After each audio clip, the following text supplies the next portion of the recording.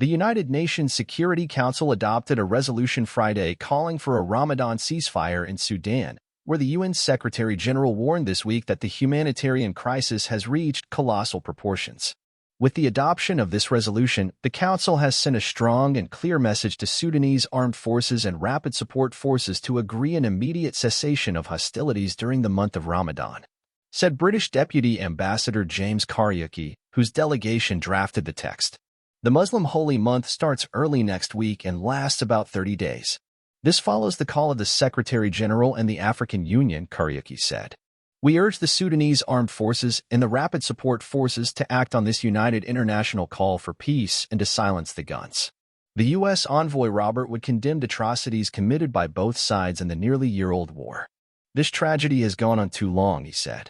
We must unite to prevent and stop the flow of weapons that is fueling this conflict. The resolution, adopted by a vote of 14 council members in favor, none against, and Russia abstaining, calls for an immediate cessation of hostilities during the month of Ramadan, and for all parties to the conflict to seek a sustainable resolution to the conflict through dialogue. It also calls on them to remove any obstructions to the distribution of humanitarian aid.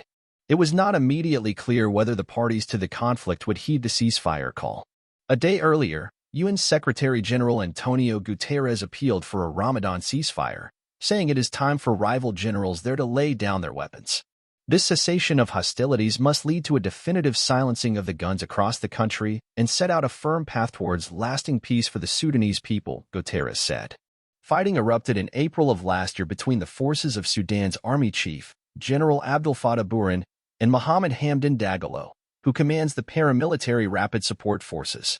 The two generals were once allies in Sudan's transitional government after a 2021 coup but became rivals for power. The ensuing power struggle has led to thousands of deaths, a massive displacement crisis, and large-scale atrocities, particularly against non-Arab communities in the country's Darfur region.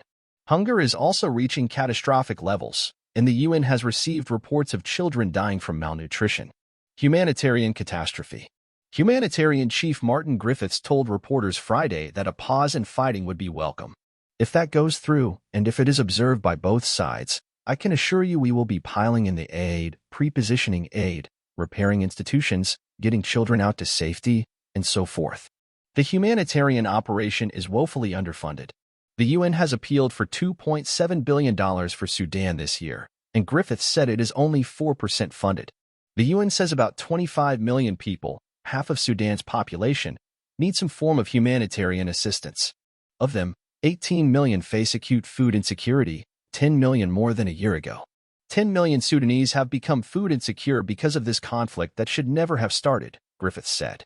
Sudan is now home to the world's largest internal displacement crisis, with 6.3 million people forced from their homes in search of safety. Another 1.7 million have fled to neighboring countries. More than 70% of health facilities in areas where there is fighting have stopped functioning.